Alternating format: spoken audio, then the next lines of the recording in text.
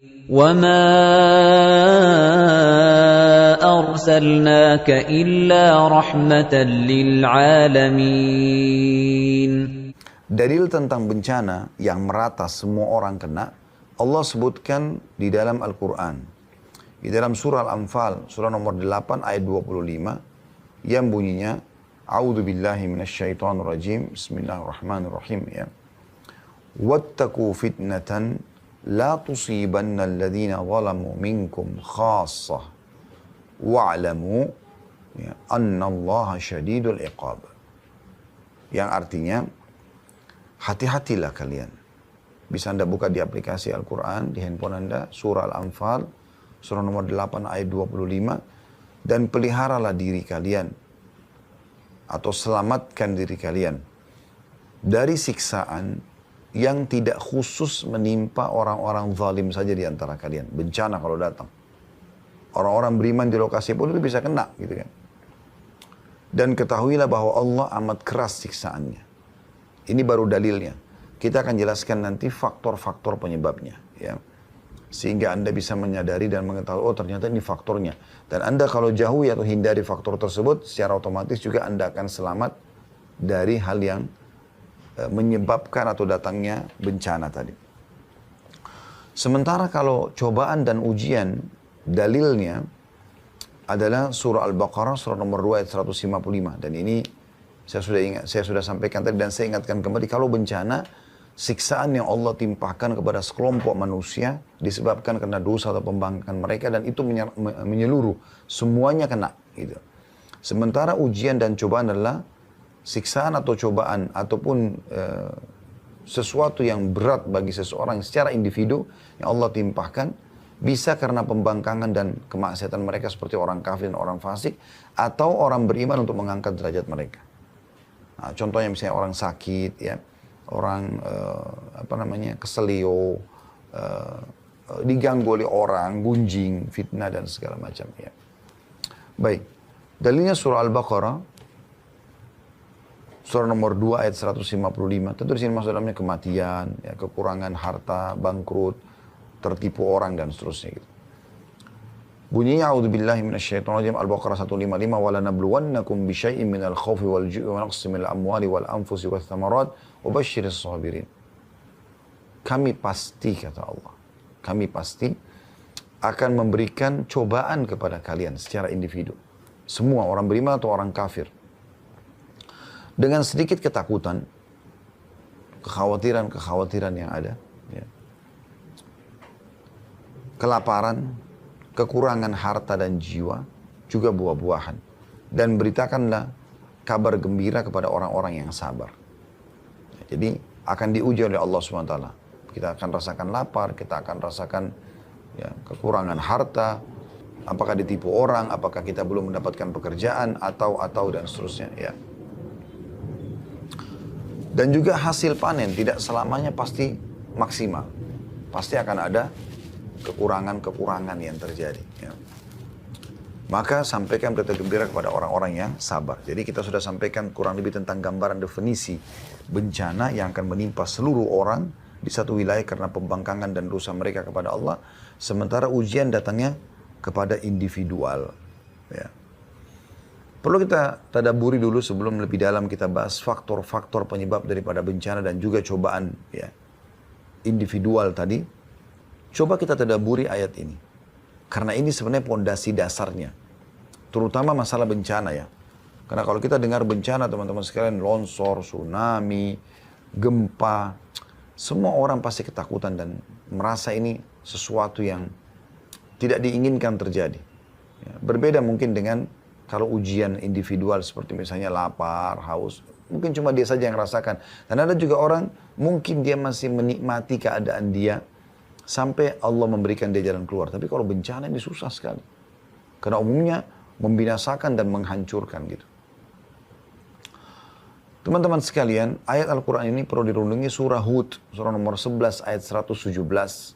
Tentang pondasi dasar bencana itu. Bagaimana caranya supaya dia tidak datang, tidak terjadi, ya.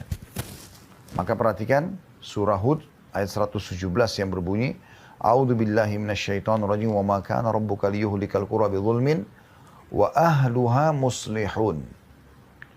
Dan Tuhanmu hai Muhammad sekali-kali tidak akan pernah membinasakan negeri-negeri secara zalim.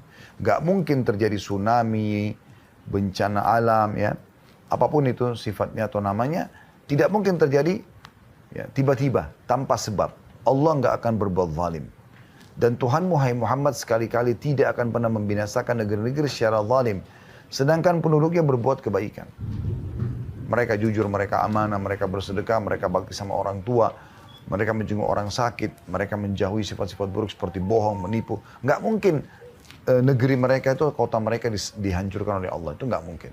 Berarti pemahaman, ya, lawan daripada pemahaman dari ayat ini adalah kalau orang berbuat zalim, berbuat kemaksiatan dan itu merata, maka secara otomatis Allah akan datangkan bencana tadi.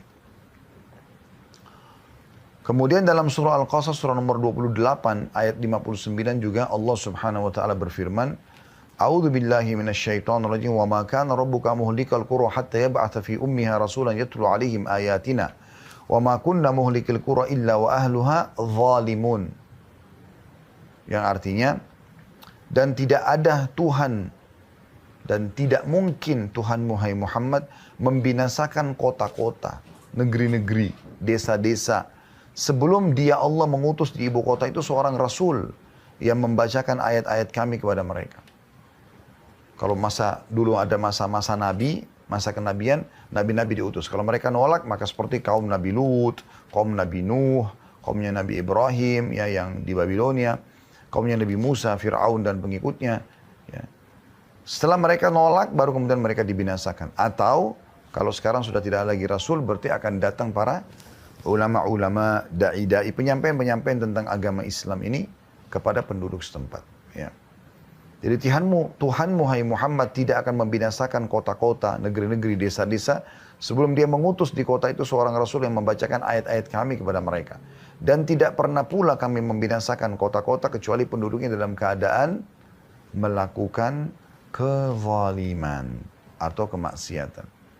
Jadi itu poinnya.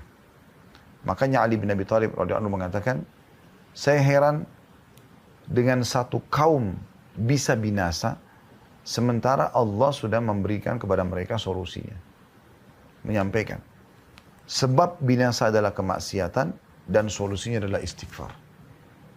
Tapi mereka tidak mau beristighfar. Mereka tidak kembali kepada Allah SWT. Mereka anggap itu adalah hal yang boleh. Malah dilegalkan, malah rame-rame melakukannya. Ya. Rame-rame berzina, rame-rame riba, rame-rame menipu, rame-rame. Maka akan merata juga siksaan yang datang. Dalam surah Asy-Syu'ara, surah nomor 26 ayat 208, Allah juga berfirman, A'udzu billahi minasyaitonir rajim, wa ma ahlakna min qaryatin illa laha mundzirun. Dan kami tidak akan pernah membinasakan satu negeri melainkan sesudah ada bagi mereka yang memberi peringatan. Ada orang yang ingatkan, tidak boleh ini haram, tidak boleh ini haram. Tapi diacuhkan, nggak dipedulikan para dai, para ulama yang datang itu. Kalau di zaman masa Nabi-Nabi, masa Nabi-Nabi, kalau di masa mereka masih hidup, maka Nabi-Nabi yang memperingatkan. Kalau zaman kita sekarang ada para ulama, para dai yang menyampaikan, tapi tidak diingatkan, malah dianggap remeh. Dan disitulah Allah SWT akan mendatangkan hukuman kepada wilayah tersebut. Dan kalau hukuman Allah sudah datang, tidak akan pernah ada yang bisa mengelak. Anda bisa lihat, berapa kali terjadi di Indonesia kan, di beberapa kota. Sampai depan mata mereka melihat rumah-rumah mereka hancur. Mereka melihat bagaimana tanah bergejolak. Bumi menelan semuanya. Bangunan-bangunan mereka, pohon-pohon mereka, ya, kendaraan mereka. Dan di YouTube masih banyak Anda bisa nonton masalah itu. Di depan mata fenomenanya ada. Dan itu fakta jelas lapangan tentang makna ayat-ayat yang sudah kita bacakan. Begitu juga dalam surah Al-Hijr, surah nomor 15 ayat 4. A'udzu billahi minasyaitonir rajim. Wa ma ahlakna min qaryatin illa walaha kitabun ma'lum. Dan kami tidak akan pernah membinasakan satu negeri melainkan ada baginya ketentuan masa yang telah ditetapkan. Artinya tidak langsung tiba-tiba mereka buat dosa langsung dihancurkan. Tapi Allah berikan peringatan. Dari mulai peringatan yang paling ringan sampai peringatan yang paling besar. Ya. Saya kasih contoh kalau orang mau mencuri misalnya. Maka sebelum dia melakukan atau berzina atau apa saja, pasti yang ada pertama peringatan Allah adalah rasa khawatir dia. Rasa khawatir dia. Dia khawatir, dia takut nanti kalau ketahuan, nanti kalau begini dan begitu. Ya. Setelah itu kalau dia tetap melakukan, maka Allah akan buat yang lebih besar. Dia dilihat oleh orang dalam melakukan perbuatan tersebut. Supaya dia berhenti. Tapi kalau tetap dia lakukan, Allah datangkan hal yang lebih besar. Digerebek oleh polisi, oleh aparat. Kemudian dipermalukan di medsos. Tetap dia lakukan, tidak kembali kepada Allah. Allah buat dia pada saat berzina rubuh bangunan tersebut. Dan meninggal dalam kondisi memalukan dan memilukan. Seperti itu terus menerus. Ya. Dan ini tidak mungkin berubah. Ini peraturan sistem yang Allah buatkan. Anda kalau menjadi orang yang baik-baik di muka bumi ini, beriman kepada Allah, menjalankan perintah Allah, Anda akan seperti para nabi dan para pengikutnya. Mereka akan selamat dan mereka akan bahagia. Walaupun diolok-olok, dihina oleh para orang-orang yang tidak beriman. Dan Anda kalau memilih jalan-jalan seperti orang-orang yang telah dihukum oleh Allah, Anda akan sama dengan mereka. Fir'aun, Haman, Qarun, kemudian Namrud, dan banyak yang lainnya yang sudah Allah binasakan. Dan cerita mereka dikekalkan dalam Al-Quran. Ini semua akan sama jalurnya. Orang yang sholat, yang puasa akan sama jalurnya. Mereka akan bahagia, mereka akan menerima hasilnya, dan mereka juga akan husnul khatimah. Namanya juga akan harum. Orang yang mencuri, menipu, zina, sama. Akhirnya sama. Sama. Binasa tabrakan, memilukan, dan segala macam hal. Ya. Jadi Anda tinggal tentukan, pilih jalan yang mana gitu.